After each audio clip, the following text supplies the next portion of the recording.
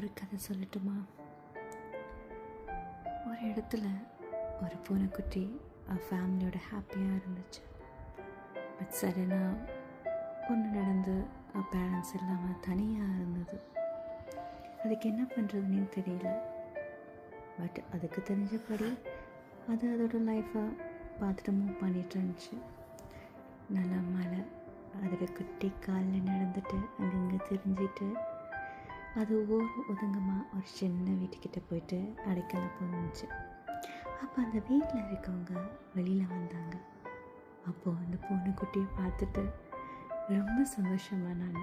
ஏன்னா அந்த வீட்டில் அந்த குட்டி பூனைக்குட்டின்னா ரொம்ப பிடிக்கும். ஸோ அதை வாங்க கிளம்பும் போது தான் அந்த பூனைக்குட்டி அந்த வீட்டு வாசலுக்கு வந்திருக்கு. என்ன ஒரு சர்ப்ரைஸில் அவங்களுக்கு.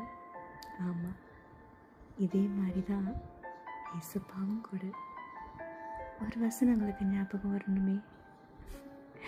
ஆமாம், எபிரேயர் 13:5.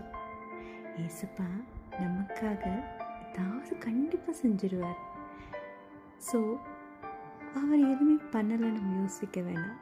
அதே மாதிரி நீங்கள் தனியாக இருக்கீங்கன்னு நினைக்க வேண்டாம். ஆனால் தனியாக இருக்கும் போது மட்டும் நினச்சிக்கோங்க, கண்டிப்பாக நமக்கு ஏதாவது ஒன்று அதிசயமான ஒன்று நமக்கு கிடைக்க போகுதுன்னு அர்த்தம். ஸோ தனியாக இருப்பது கூட நமக்கு ஒரு ஸ்ட்ரென்த் தான்.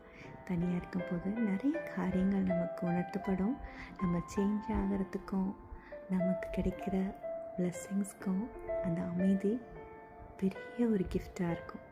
ஓகே, ஸோ ஸ்ட்ராங்காக இருங்க.